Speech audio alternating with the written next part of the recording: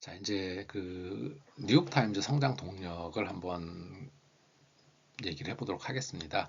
뉴욕타임즈의 성장 동력 한번 보기 전에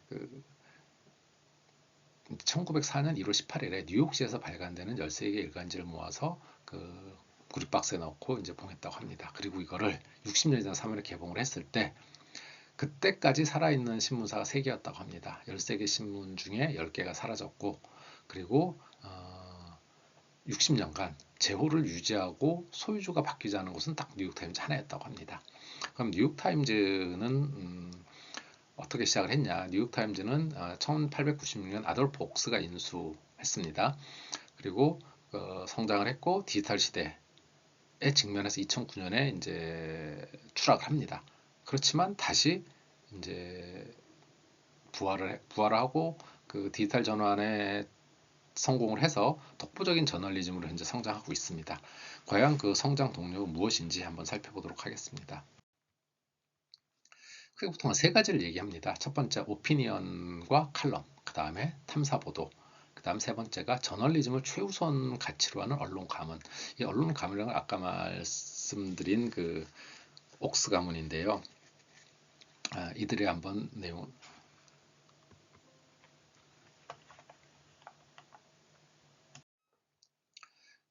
뉴욕타임즈 옥스 설스버거 가문의 후계자 선정은 크게 세 가지 원칙이 있다고 합니다. 뉴욕타임즈 들어오기 전에 반드시 다른 곳에서 직장 생활을 해야 된다. 두 번째, 공정하고 투명하게 선정한다. 세 번째, 가문이 결정한 사항에 대해서는 조건 없이 승복한다. 이 세 가지가 그 옥스 설스버거 가문의 그 뉴욕타임즈 후계자 선정의 3대 원칙이라고 합니다.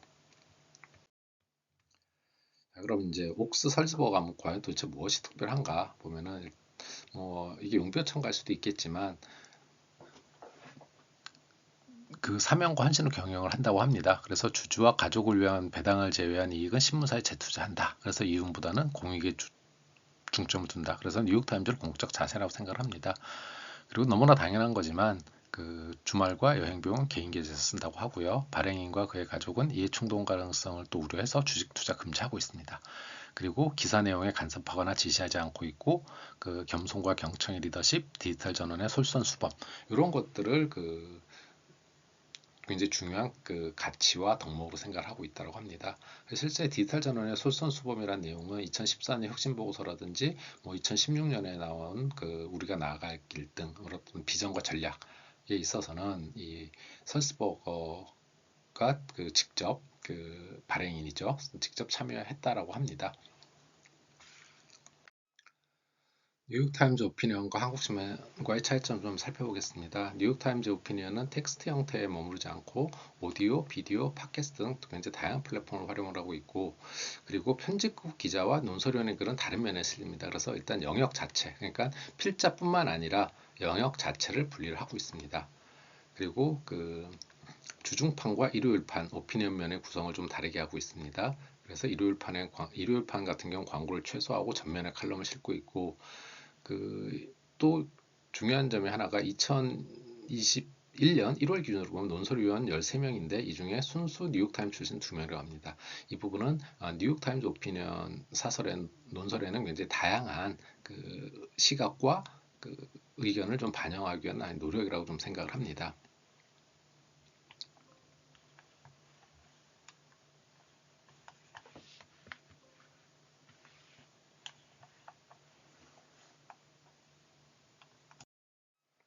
예, 그리고 이제 뉴욕타임즈 이 오피니언이 굉장히 유명하고 그 영향력이 있습니다.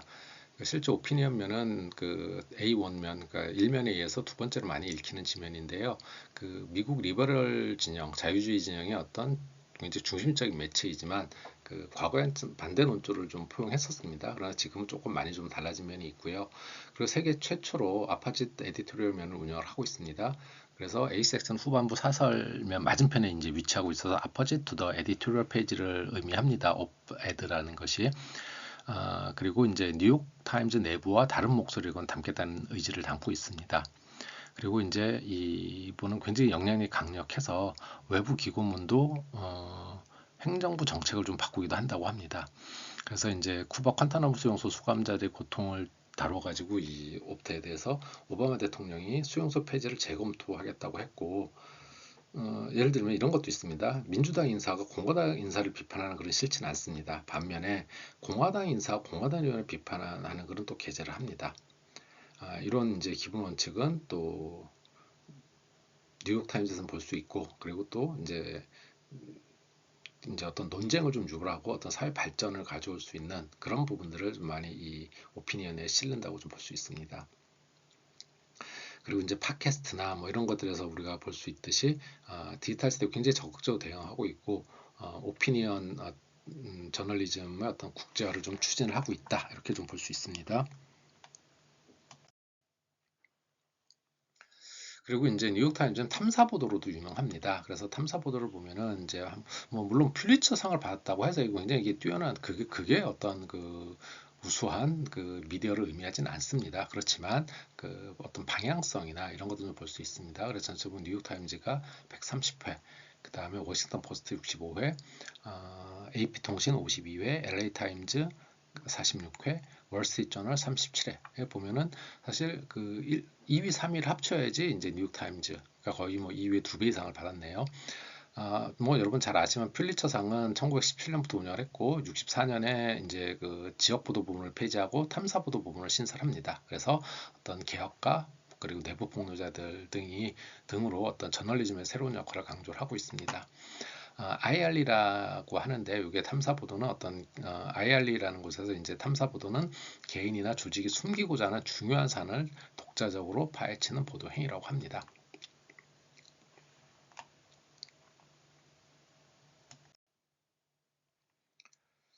이 뉴욕타임즈가 그 경영 위기가 있다 하더라도 실제 탐사 보도는 계속 증가를 하고 있습니다. 그래 보면은 뉴욕타임즈 A1면 일면 탐사 보도 비중을 보면 91년, 96년, 2001년, 2006년까지 계속적으로 성장을 하고 있습니다.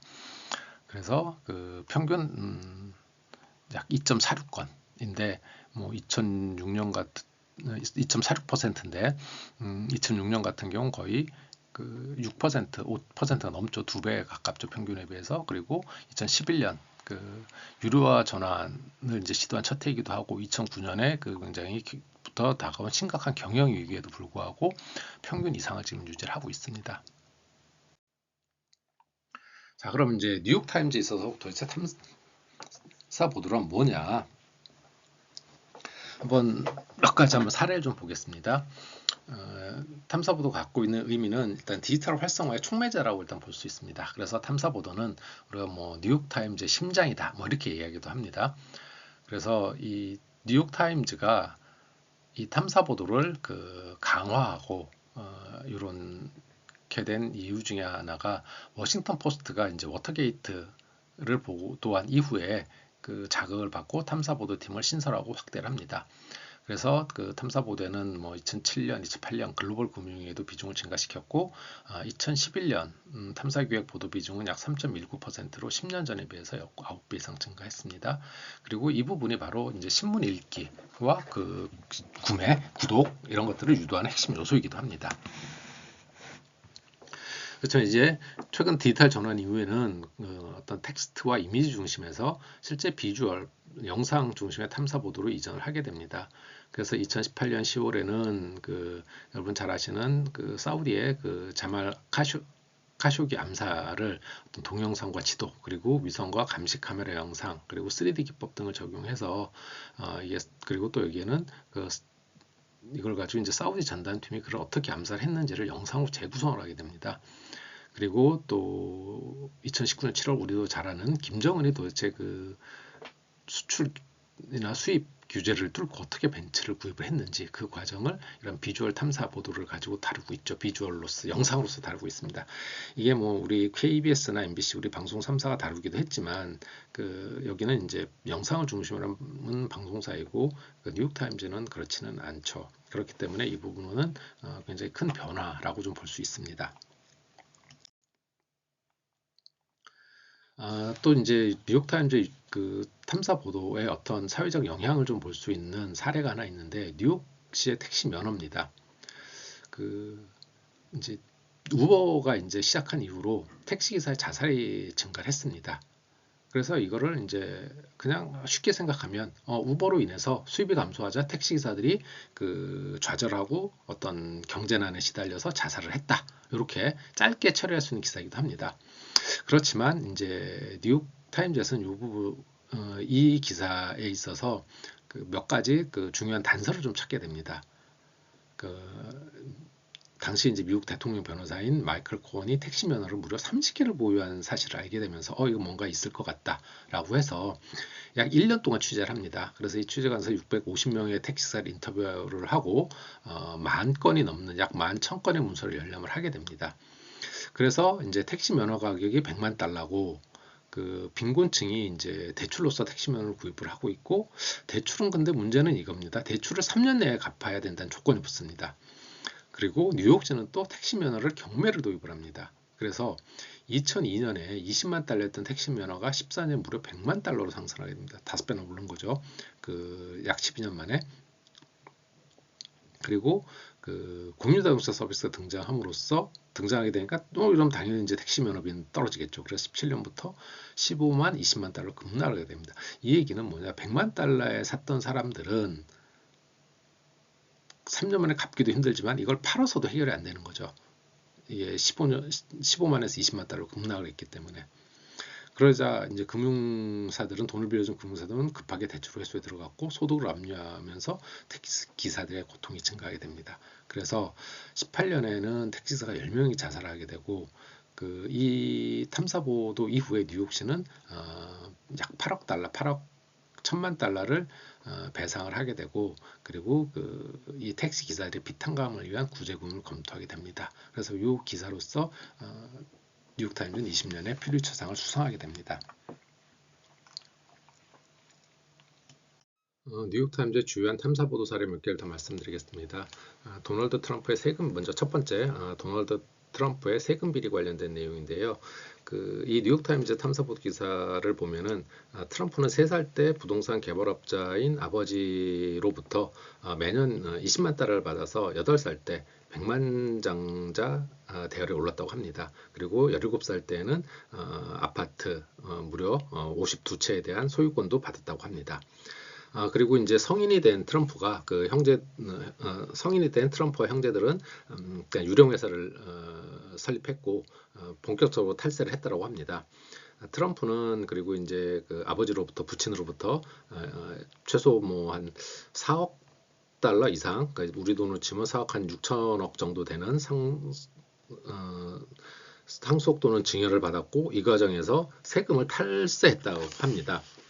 그리고 이제 트럼프가 2016년 대선 유세 때 자기는 이제 아버지로부터 100만 달러, 그러니까 뭐 많지 않은 100만 달러를 빌려서 사업을 시작했고, 이 아버지로부터 빌린 100만 달러하고 이전 모두 갚았다고 했는데, 그리고 이게 사실 거짓말이었으면 이제 이 보도를 통해서 이제 판명이 나게 됩니다. 그래서 이런 보도 그리고 이런 사실들로 인해서 2018년 10월 달에 뉴욕시 정부하고 그 검찰이 트럼프 가문이 수십 년 동안 세금을 축소 또는 탈세했는지 조사를 하겠다라고 했습니다. 그래서 이 기사로 그 뉴욕타임즈는 2019년 4월 달에 그 해설 보도 부분은 이제 퓰리처상을 수상하게 됩니다. 당시에 이제 퓰리처상 그 선정위원회가 한 얘기를 보면은 이 뉴욕타임즈 이 보도로 인해서 트럼프가 자수성가했다는 주장은 거짓이고 그가 트럼프하고 그의 가족들이 정말 많은 탈세를 저질렀고 편법을 자행했다는 것이 드러났다고 합니다.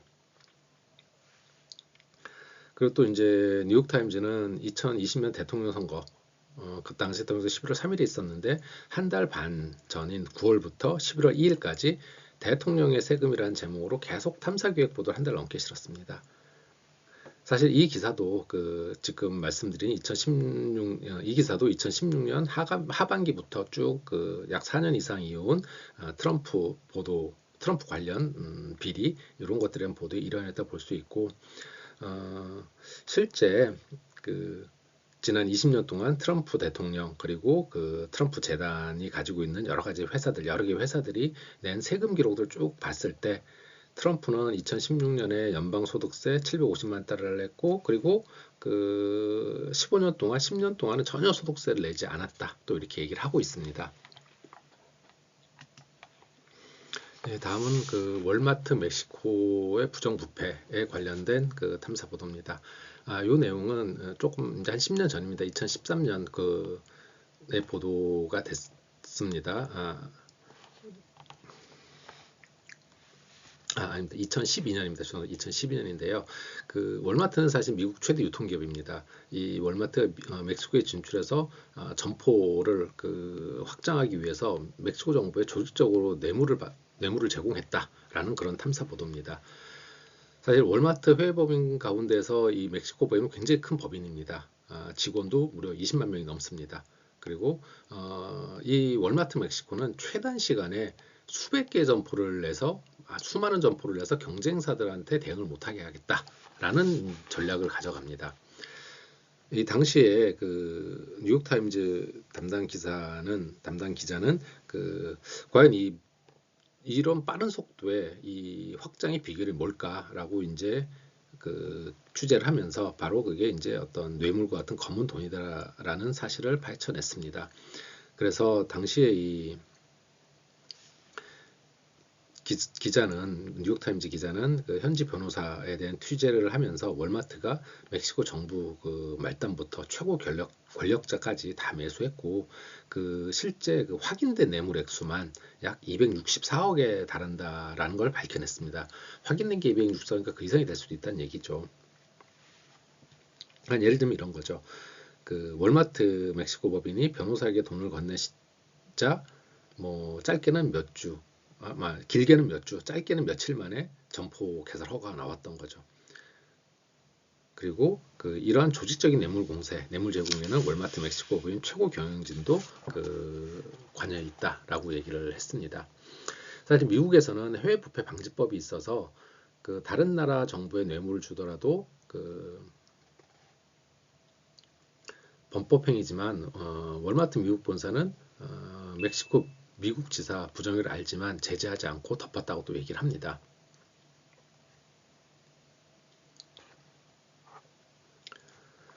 그래서 이 당시에 이제 뉴욕타임 기자는 이제 바스토라는 기자입니다. 이 사람이 이제 이 바스토 기자가 그 탐사보도 컨퍼런스에서 취재 과정하고 노하우를 얘기를 하는데요. 뭐 당시에 이제 이 사람이 그 제보 내용을 보고 제보 서류를 보면서 여기에 뭔가가 있겠다, 탐사보도 할 만한 가치가 있겠다라고 생각한 포인트들을 좀 얘기를 합니다. 첫 번째는 그 제보자가 월마트 임원이었다라 전직 임원이었다라는 거. 그리고 두 번째는 그리고 그 제보 내용이 아주 상세했다라는 거죠. 그러니까 예를 들면 뇌물액수, 건넨 날짜가 기록돼 있었고, 그리고 세 번째는 그 월마트 최고 경영진까지 보고가 올라갔다. 이런 내용이 제보에 있었다라고 합니다. 사실 뭐 굉장히 그 많은 그 내용이었겠지만 요 세 가지 포인트에서 이거 굉장히 사실일 가능성이 높겠다라고 이제 판단을 하게 된 거죠. 사실 이것들을 다 맞춰보는 건 굉장히 많은 시간이 필요로 했을 겁니다. 사실 탐사보도라는 게 굉장히 많은 노력과 시간을 필요로 합니다. 그래서 이 바스토 기자는 월마트 멕시코 지점이 새로 문을 연 날짜, 그리고 뇌물을 건넨 시각, 그러니까 지점 문을 연 날짜는 뭐 기사나 그 회사 이력을 보면 나오는 거고, 뇌물을 건넨 시각은 제보에 있는 것과 이제 맞춰 본 거죠. 그리고 또 여기에 정부 허가가 나온 일정들 다 대조했고, 그리고 이 정부 허가 일정에 대해서 멕시코 그 정부 기관이 내놓지 않으면 정보공개법을 이용해서 또 요청을 했다고 합니다. 그리고 또 어떤 경우엔 관청을 찾아가서 서류를 직접 뒤지기도 하고, 그리고 뭐 안 보여주면 이제 그냥 매일 간 거죠. 그 구청이나 우리루청 구청이나 시청에. 그러다 보면 아무래도 이제 뭐 거기 사람들과 알게 되고 이러면서 그 내줄 수 있는, 그러니까 합법적으로 줄 수 있는 자료들은 받고, 그걸 통해서 일일이 다 이제 대조를 하게 된 거죠. 그리고 이제 다만 이제 우선 이제 중요한 거는 이게 월마트 본사에서 알면은 사전에 그 방어를 하기 때문에 이 부분에 대해서는 최대한 뭐 월마트 내부 직원이나 이런 사람들은 이제 좀 눈치를 못 채게 좀 할 수 있었던 거고, 실제 이 제보자인 전직 임원하고는 또 인터뷰를 15시간 넘게 인터뷰를 했다고 합니다. 그래서 이 여러 가지 정보를 모은 다음에 그래도 이 바스토 기자는 월마트 경영진을 만나서 확인을 하게 됩니다. 그런데 이제 이 월마트 경영진을 만날 때 이 바스토 기자는 또 이렇게 얘기를 합니다. 최대한 허름하게 입고 간다. 그리고 어리숙하게 보이게 해서 그들을 방심하게 하고 서류 뭉치를 잔뜩 가지고 간다. 그리고 서류 뭉치를 집어 던지면 그 사람들이 서류 뭉치를 보면서 그 사람들이 아주 빠르게 넘겨본다라면 다 알고 있는 내용이라고 자기는 판단을 하는 거고, 그리고 열심히 메모를 하면 정말 몰랐다라는 거가 된다고 본인은 생각한다고 합니다. 그리고 무려 이제 이 월마트 측하고는 8시간 정도를 이제 확인했다라고 하고, 기사가 나간 다음에 월마트는 공격을 하지 않았다고 합니다. 왜냐, 그들도 인정할 수밖에 없었기 때문인 거죠. 사실 이 기사가 나간 이후에 월마트가 받은 타격은 상상 이외였습니다. 실제 미국 최대 기업이라는 명성에 금이 갔고 주가가 폭락을 해서 80억 달러가 사라졌다고 합니다. 주가에서 빠진 거죠. 그만큼 이 뉴욕 타임즈의 탐사 보도는 굉장히 깊이를 자랑하고 있고, 그리고 사회적 영향력이 상당함을 좀 볼 수 있습니다.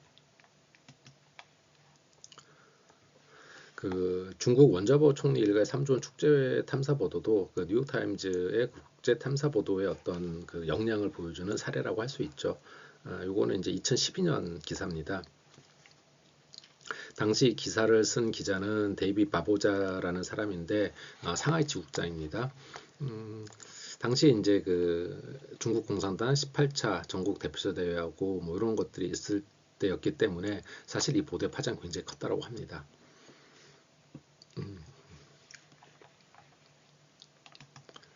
당시 이제 원자보 총리 같은 경우 청렴유지를 내세웠기 때문에 이 보도 이후에 사실은 정계에서 이제 사라지게 된 거죠. 그래서 어쩌면은 이 상대 진영 정적 쪽에서 일부러 이런 좀 정보를 흘리지 않았을까라고 일단 얘기를 하기도 합니다. 그렇지만 이 데이빗 기자는 자기 그렇진 않다. 그 당시에 했던 정보가 경쟁 진영에서 나온 것이 아니라고 얘기를 합니다. 사실 기사 보도할 때 이 공개된 자료를 갖고 1년 동안 준비를 했다라고 합니다. 그러니까 이제 이 단서를 잡게 된 거는 그는 이제 주로 상하이에서 비즈니스 또는 산업, 경제 분야를 주로 취재를 했습니다. 그러다가 이제 상하이하고 베이징에서 여러 가지 이제 그런 법조인도 만날 거고 기업인들도 만날 텐데 그걸 만나면서 중국 고위 지도층과 가족들이 기업 주식을 비밀리에 받아서 특혜를 누리고 있고, 또 신분이 잘 드러나지 않는 차명 투자를 한다는 얘기를 들었습니다. 그래서 여기에 이제 물론 이제 원저바우 얘기도 있었죠. 그래서 다만 이제 이게 소문만 있었고 사실 이게 실제 이거를 다룬 매체는 없었습니다. 그래서 일단 공개 자료를 데이빗 바보자 기자는 모으기 시작을 합니다. 그래서 정부기관의 자료를 요청을 하면서 주주명부에서 정부 기관에서 받은 자료에서 주주명부에서 원자보 친척 이름을 이제 보게 됩니다. 그래서 이 관련된 친척들이 있는 친척들과 관련이 있는 친척들과 관련이 있는 투자회사 자료 공개를 청구해서 자료를 입수하고 그 문서를 읽고 분석하고 그 다음에 금융 전문가, 회계사 이런 사람들 통해서 확인을 했다고 합니다. 그러니까 여러 가지 공개된 자료를 갖고 짜맞춘 거죠. 당연히 이제 이런 기사가 이제 올라오고 나서는 중국 쪽에서는 이제 보복을 얘기를 하고 그러겠죠. 그래서 실제 이 당시에 이 기자의 가족들이라는 이런 부분들은 이제 미국으로 이제 옮기고 이렇게 했다라고도 합니다. 어찌됐든 이 기사로 인해서 이 기사가 게재된 이후에 뉴욕 중국 사이트는 또 차단이 됐다고 합니다. 그래서 설즈버거 발행인이 베이징으로 가서 중국 당국한테 이 중국 웹사이트 차단 해제를 요청했지만 결국 실패를 했다고 합니다. 그렇지만 계속 이 후속 보도는 나갔습니다. 이 이후에 중국 당국은 중국 주재 뉴욕타임즈 기자들에 대한 그 취재 비자 발급 중단하고 당시 이제 그 베이징 뉴욕타임즈 지국에 근무하는 직원들은 기밀누수에 체포하고 뭐 이랬다라고 합니다.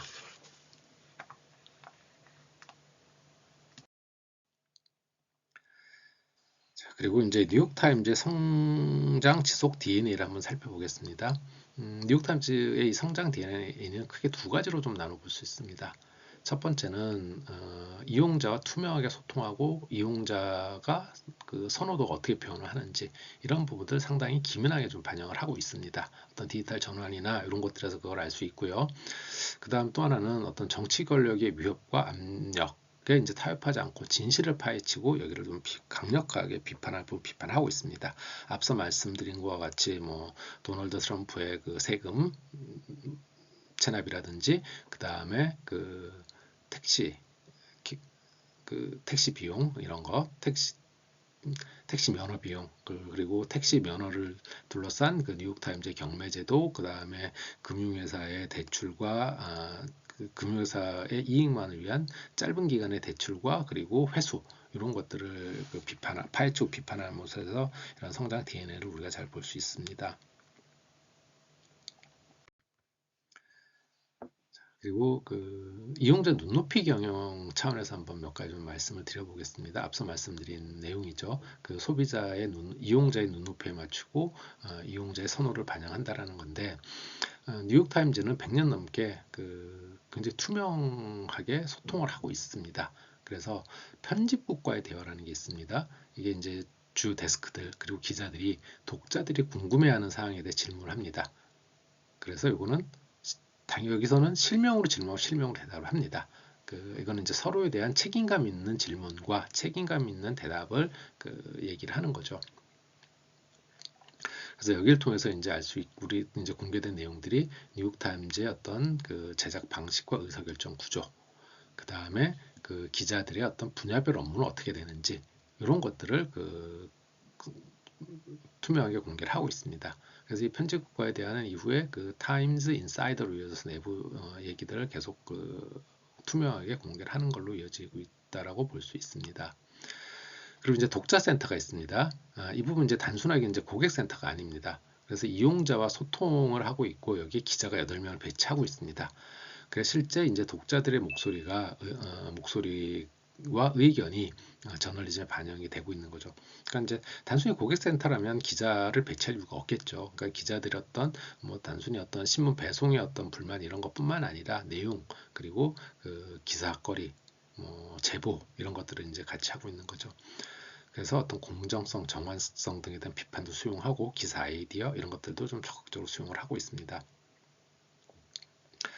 그다음에 이제 제보자 신원보 당연히 이제 제보자 보호를 위한 시스템 운영을 하고 있고 그리고 이제 그 에디터에게 보내는 편지라고 해서 요거는 그 1851년 창간 직후부터 운영을 했고 요거는 이제 오피니언 면에 그 고정이 되어 있습니다. 그리고 여기에 자주 이제 그 내용을 보내시는 고객들 초청해서 행사도 하고 또 감사의 표시를 하고 있다고 합니다. 그리고 그 저널리스트들, 그러니까 기자들, 저널리스트들과 독자들과의 어떤 현장 대화 이벤트도 있고, 그리고 또 하나 이제 뉴욕타임즈가 젊은 세대, 어린 세대와 미래 세대와 지속적으로 소통하고 있는 모습은 바로 이 부분이라고 볼 수 있는데, 디지털과 종이신문을 활용해서 학습을 지원하는 학습 네트워크를 하고 있습니다. 그래서 미래 고객이라고 할 수 있는 어린이들과 소통을 지속적으로 하고 있음을 우리가 알 수 있습니다. 그래서 매주 마지막 일요일 아까 이제 말씀드린 일요일 판입니다. 일요일 판에 있어서는 매주 일요일 초등학생 전용 어린이 뉴욕타임즈를 발행을 합니다.